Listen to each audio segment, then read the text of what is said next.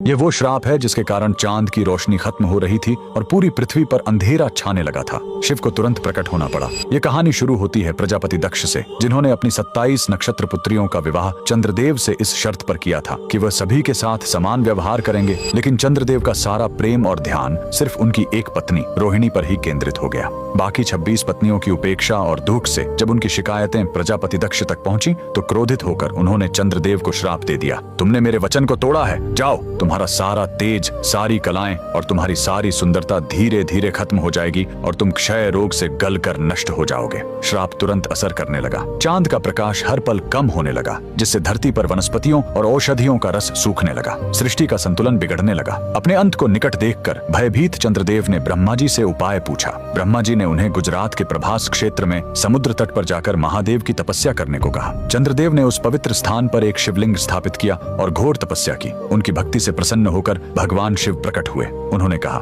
मैं दक्ष के श्राप को पूरी तरह खत्म तो नहीं कर सकता, लेकिन उसका प्रभाव कम कर सकता हूँ। शिव ने वरदान दिया, तुम कृष्ण पक्ष में 15 दिन क्षीण होगे, लेकिन शुक्ल पक्ष में 15 दिन फिर से पूर्ण हो जाओगे। उन्होंने चंद्र को अपने मस्तक पर धारण कर लिया और चंद्रशेखर कहलाए। और जिस ज्योतिर्लिंग की चंद्र ने पूजा की थी वो सोमनाथ, सोम यानी चंद्र के नाथ के नाम से प्रसिद्ध हुआ। और यही सोमनाथ मंदिर भारत का पहला ज्योतिर्लिंग आज भी गुजरात के वेरावल में उसी समुद्र तट पर शान से खड़ा है, जहाँ चंद्रदेव ने श्राप से मुक्ति पाई थी। लेकिन रुकिए, इस मंदिर का एक और रहस्य है। यहाँ मौजूद बाण स्तंभ यह बताता है कि यहाँ से लेकर दक्षिणी ध्रुव तक समुद्र के रास्ते में कोई जमीन नहीं है। भगवान शिव के भक्त कमेंट में हर हर महादेव जरूर लिखें।